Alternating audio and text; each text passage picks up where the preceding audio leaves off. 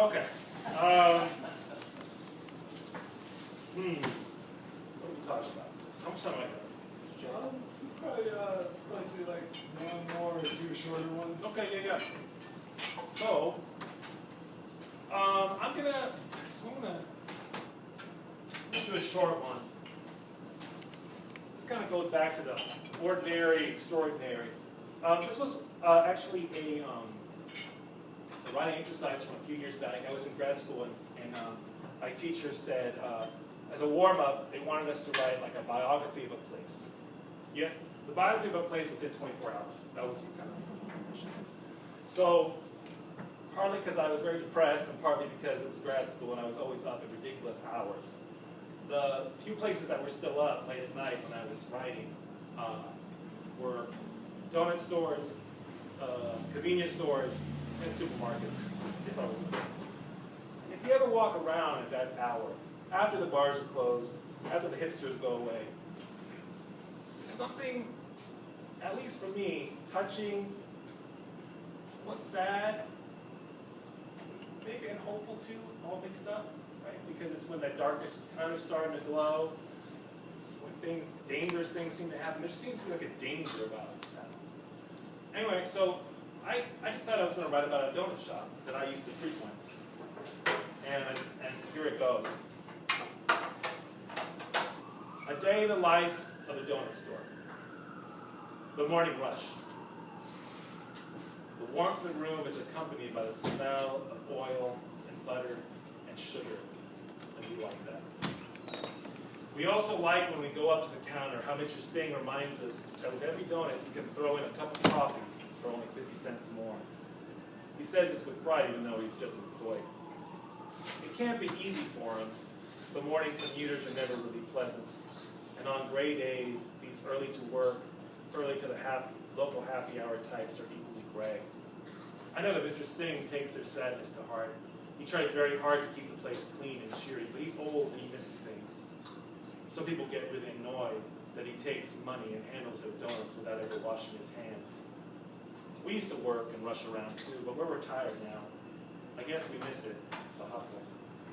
But even then, we used to come here on our way to work.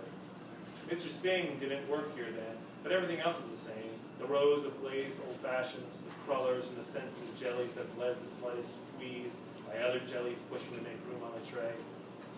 People used to sit at the tables that line the wall as you walk in, but nowadays no one has time. We don't mind. We always get a table, and after the rush, we sit with Mr. Singh while he plays music from his country. Convenience in the afternoon. The donuts here are okay, but I'd like them better if it wasn't for the old man. I don't care if I can get a coffee for 50 cents. It's like he's making a commission. He probably does, come to think of it. These guys are always connected. They don't just sell oil, you know. Now it's like they fucking own everything. Like this store, for example. When I was a kid, man, it was owned by a nice family. I don't remember their names, but they were American. I remember that. I also remember the daughter. Man, she used to give me a boner. They'd actually clean the place after the morning rush, making sure that the donuts were stacked on a tray nice and neat. But Muhammad, or whatever his name is, when I get here in the afternoon, he's just sitting around drinking his fucking 50-cent coffee and playing some weird music. Aside from some old guy who always sits in the corner and talks to himself, there's not one customer in the place.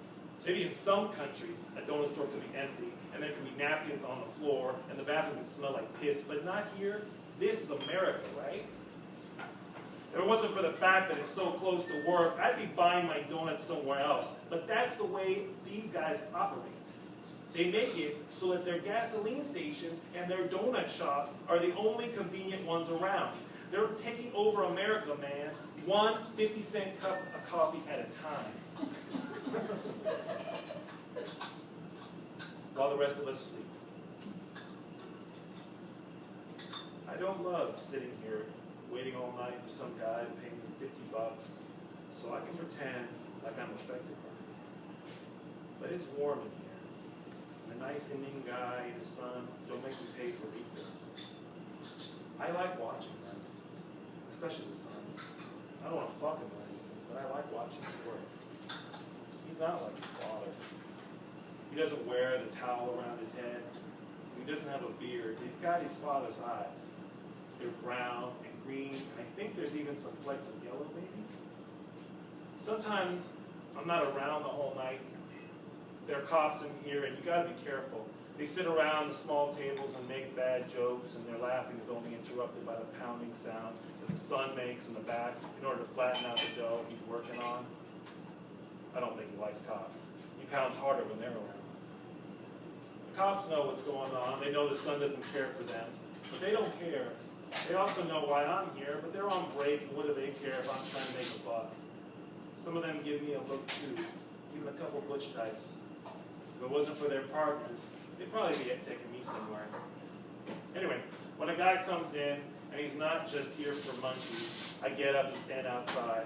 If I guessed right, and this guy who made a point of telling the son he was buying donuts to eat by himself is interested, then we make a deal.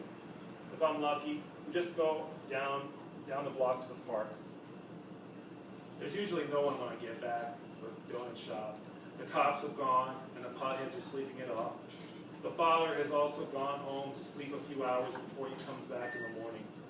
So it's just me alone with the son listening to music I've never heard before, watching him pull donuts out of hot oil. And on cold nights like tonight, when the glass gets all steamy, I feel like I'm in a dream where everything smells sweet and fresh, where my friend and I talk about whatever, and maybe we just sit there, him on his stool on the other side of the counter, me on this hard seat in the corner, waiting for the sky to light up, and for the time when we will each go sleep in our own beds and dream about any place other than this donut shop.